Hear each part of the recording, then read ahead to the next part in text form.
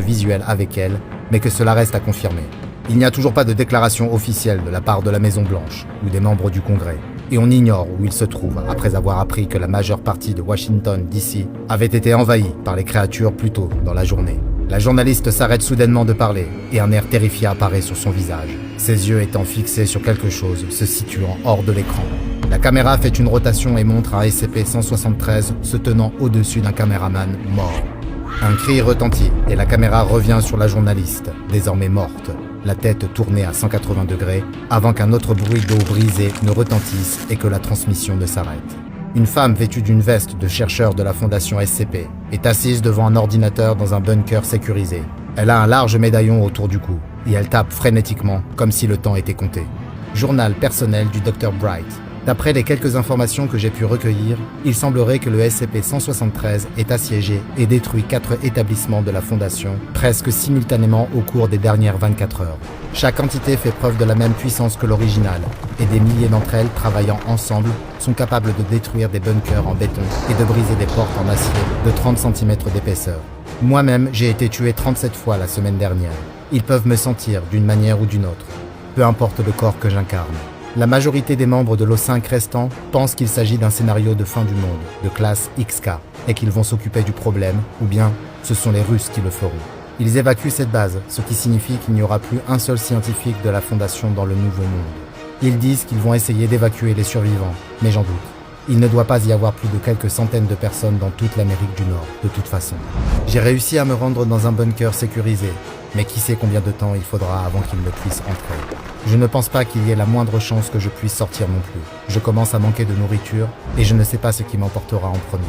La faim, les sculptures ou ce que les membres de l'O5 finiront inévitablement par faire. Le Dr Bright éteint l'ordinateur et se repose sur sa chaise. Elle lève les yeux vers le plafond du bunker où le bruit du béton qui gratte contre le métal se fait entendre à travers les murs épais. Un chercheur à l'air triste et fatigué sort d'une pièce d'un site improvisé de la Fondation qui a été établi juste à l'extérieur d'Amsterdam, aux Pays-Bas. Il tient un morceau de papier et referme la porte derrière lui, sur laquelle a été peint à la hâte « Conseil O5, accès autorisé uniquement ». Un petit groupe d'employés de la Fondation l'attend. Ils se sont réunis pour entendre ce que les dirigeants ont décidé de faire face à cette catastrophe mondiale.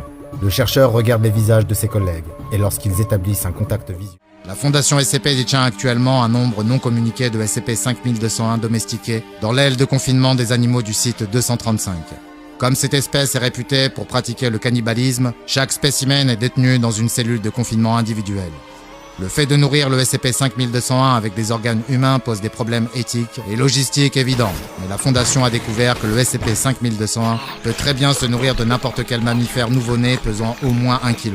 Les porcelets se sont jusqu'à présent avérés être l'option la plus efficace, mais d'autres espèces peuvent aussi bien faire l'affaire. Toutes les portes des cellules de confinement des SCP-5201 doivent être surveillées par au moins 2 personnes de niveau 2 équipées de fouets faits avec des raies, de crucifix ou de tout autre objet susceptible de blesser les SCP-5201. Contrairement aux humains, les SCP-5201 ont un système de reproduction asexuée inhabituel. Le bas du corps peut générer un nouveau torse via un processus similaire à la régénération épimorphique observée chez les lézards.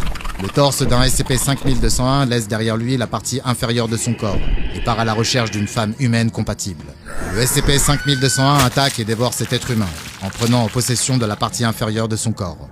Le fait de répandre de la cendre, de l'urine ou des aromates dans les entrailles de la partie inférieure du corps inhibe ce processus et empêche toute reproduction. On ignore l'origine exacte du SCP-5201. Bien que la créature soit originaire des Philippines et que des documents indiquent que la créature y habite depuis au moins l'an 1500, date à laquelle elle a été mentionnée pour la première fois par des marins espagnols, des fossiles et des analyses génétiques révèlent qu'il s'agit en fait d'une espèce invasive étrangère à l'archipel philippin. Le SCP-5201 est actuellement présumé avoir disparu à l'état sauvage, suite aux efforts d'éradication menés par la Fondation dans les années 90.